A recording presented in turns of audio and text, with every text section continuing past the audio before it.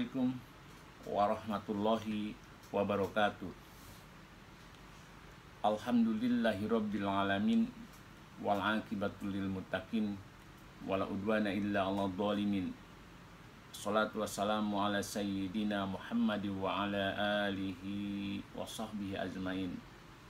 Rabbi shrah sadri wa yassir li amri wahlul 'uqdatam min lisani yafqahu qawli, amma ba'du. Ilahi anta maksudi waridhoka matlubi a'tini mahabbataka wa ma'rifataka. Qala Allah Ta'ala fi Qur'anil Karim, A'udzu billahi minasy syaithanir rajim. Bismillahirrahmanirrahim. Utlu ma uhiya ilaika minal kitabi wa aqimis shalah. Inna salata tanha anil fahsya'i wal munkar wala zikrullahi akbar. Wallahu ya'lamu ma tasna'un. Shadaqallahul adzim. Bacalah apa yang telah diwahyukan kepadamu, yaitu Alkitab, Al-Quran, dan dirikanlah salat. Sesungguhnya salat itu mencegah dari perbuatan-perbuatan keji dan mungkar. Dan sesungguhnya mengingat Allah adalah lebih besar keutamaannya dari ibadat-ibadat yang lain. Dan Allah mengetahui apa yang kamu kerjakan. Maha benar Allah dengan segala firman-Nya. Teman-teman yang berbahagia, selamat bersua kembali dengan saya Arif Billah alias Jojok Suparjo. Bagaimana kabar teman-teman sekalian?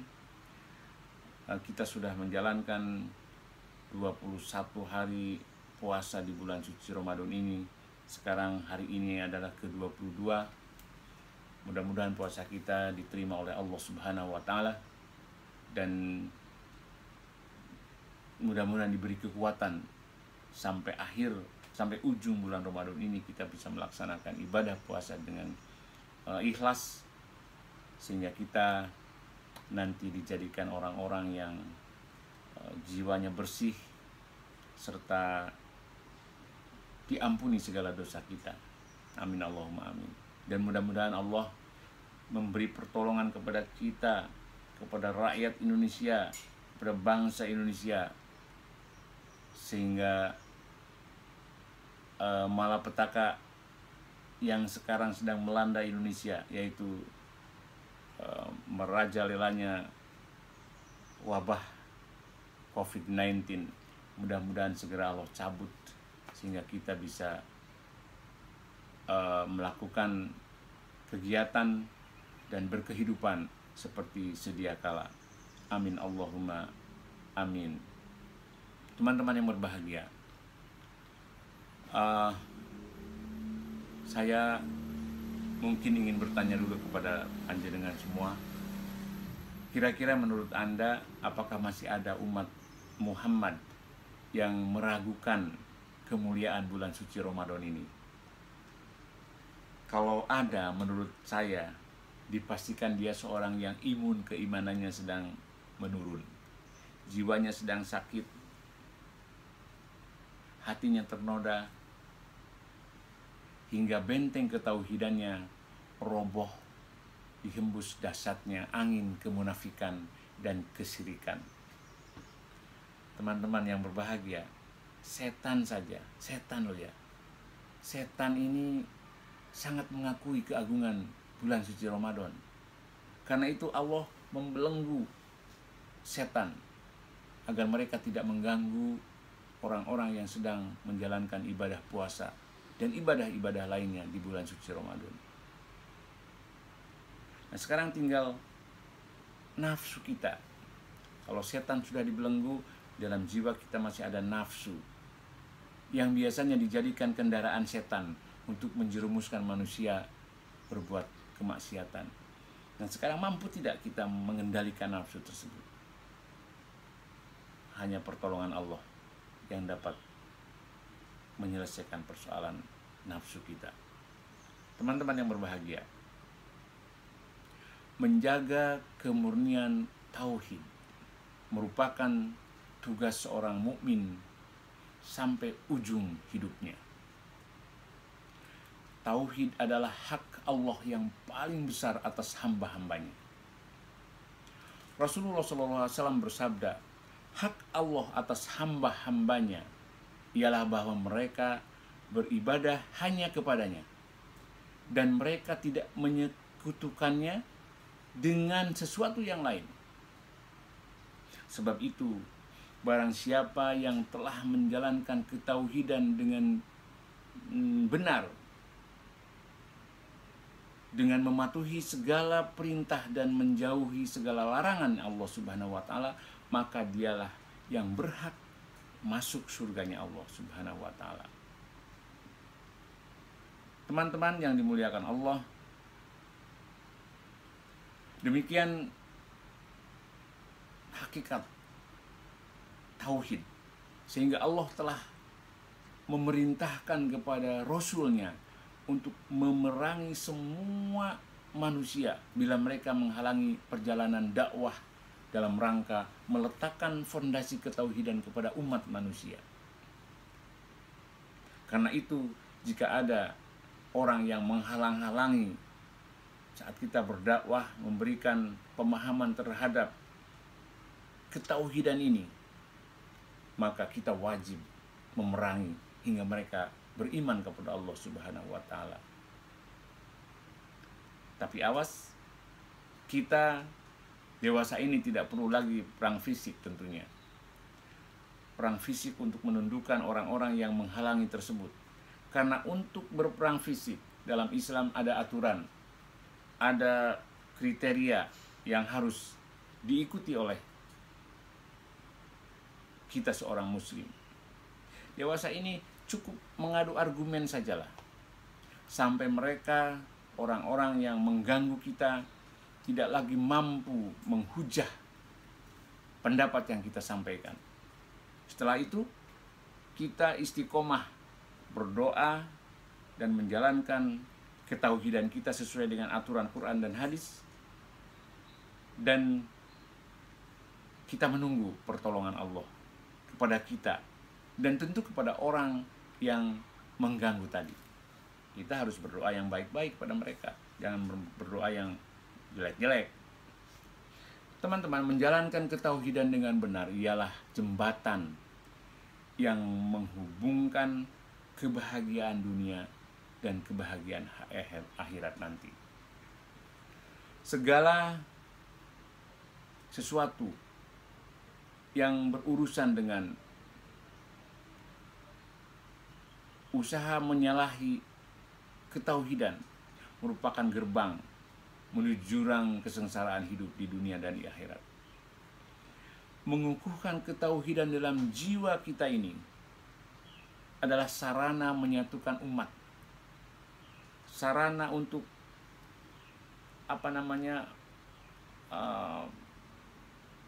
hablu minannas, dan usaha merapatkan barisan untuk mencapai kebersamaan yang diridhoi oleh Allah Subhanahu wa taala. Karena itu, andai saja kita dapat melangkahkan kaki, mengayunkan tangan seiring dengan hati yang dipenuhi dengan ketauhidan, niscaya seluruh aktivitas kita, seluruh tindakan kita akan merefleksikan nurani keimanan dari jiwa kita. Apabila manusia memiliki benteng ketauhidan, nuraninya, jiwanya terus memantau seluruh perilaku agar tidak berbuat kezaliman dan kemaksiatan. Hingga pada akhirnya tidak ada lagi tawuran antara umat, tidak ada lagi salah paham, tidak ada lagi tikus-tikus yang menggerogoti uang rakyat, Karena apa? Karena ketauhidan dalam hati mereka mampu memilih dan memilah mana yang hak dan mana yang batil. Tetapi sebaliknya, hilangnya ketauhidan akan menciptakan masalah kecil menjadi besar. Nah, ini di dalam menghadapi COVID-19 ini banyak orang yang kehilangan ketauhidan, sehingga masalah yang sebenarnya kecil menjadi besar. Dan dalam kondisi serba sulit seperti sekarang ini, ya, tidak sedikit orang yang menjadikan kondisi ini sebagai arena kesempatan untuk mereguk keuntungan pribadinya, keuntungan golongannya. Tetapi bila ketauhidan kokoh dalam jiwa manusia, insya Allah kemiskinan akan berkurang, karena nurani ketauhidan manusia secara otomatis mengontrol serta menggiring jiwanya untuk saling tolong-menolong dalam kebaikan. Teman-teman yang berbahagia, bulan suci Ramadan adalah sarana untuk meningkatkan ketauhidan ini. Bulan ini, bulan untuk mengintensifkan online kita dengan Allah. Bulan untuk merenungi segala penciptaan Allah di muka bumi ini, sebagai tanda bahwa manusia diciptakan berbeda dengan makhluk lainnya. Seperti difirmankan Allah dalam Al-Quran, sesungguhnya dalam penciptaan langit dan bumi dan silih bergantinya malam dan siang terdapat tanda-tanda bagi orang-orang yang berakal, yaitu orang-orang yang mengingat Allah sambil berdiri atau duduk atau dalam keadaan berbaring, dan mereka memikirkan tentang penciptaan langit dan bumi seraya berkata, ya Tuhan kami, tidaklah Engkau menciptakan ini dengan sia-sia. Maha suci Engkau, maka perihalalah kami dari siksa neraka. Di dalam surat Al-Imran 190-191. Teman-teman yang dimuliakan Allah, oleh karena itu pada bulan inilah kesempatan untuk mengukuhkan ketauhidan dalam jiwa kita, memperkokoh benteng kesadaran ketauhidan kita melalui intensitas online dengan Allah Subhanahu wa Ta'ala. Kesadaran ketauhidan ini harus menjadi inti kesadaran jiwa kita yang mengakui tiada Tuhan selain Allah. Dalam Al-Quran disebutkan, sesungguhnya orang-orang yang mengatakan Tuhan kami adalah Allah, kemudian mereka meneguhkan pendirian mereka, maka malaikat akan turun kepada mereka dengan mengatakan, jangan kamu takut dan janganlah merasa sedih, dan gembiralah mereka dengan jannah yang telah dijanjikan Allah kepadamu. Teman-teman yang dimuliakan Allah Subhanahu wa Ta'ala, jalan menuju jannah yang dikatakan tadi tiada lain adalah kalimat tauhid, la ilaha illallah. Kalimat ini harus diambil dari seorang ahli zikir, dari seorang mursyid, dari seorang guru yang mampu membimbing kita, yang mampu mewusulkan kita kepada Allah melalui pembelajaran zikir atau talqin zikir. Nah, kalau tidak, di dalam membangun benteng ketauhidan ini, maka kita sulit. Kalau tidak melalui talqinul zikir, talqinul zikri, ya, kemudian kita terus aktif mengamalkan itu, kemungkinan besar online kita tidak akan banyak mendapatkan gangguan dari alam semesta ini, dari setan yang terkutuk. Tetapi kalau tidak dengan talqinul zikri, mungkin sinyal kita ini tidak akan sampai ke haribaan Allah. Karena talqin zikir merupakan tower yang memperkuat sinyal untuk dapat online dengan Allah secara sustainable. Semoga Allah merahmati kita sehingga kita benar-benar menjadi orang yang dipahamkan makna dan maksud kalimat tauhid la ilaha illallah, serta kita mampu mengamalkannya, diberi keyakinan dan menerimanya dengan hati dan lisan, diikhlaskan hati kita dalam mengamalkannya, dan selalu diberi kemampuan untuk mencintai kalimat tauhid ini sekaligus mencintai Allah Subhanahu wa taala sebagai media jiwa kita terus online dengan Sang Khalik Allah Subhanahu wa taala. Demikian, mudah-mudahan ada manfaatnya. Wabillahi taufiq wal hidayah. Assalamualaikum warahmatullahi wabarakatuh.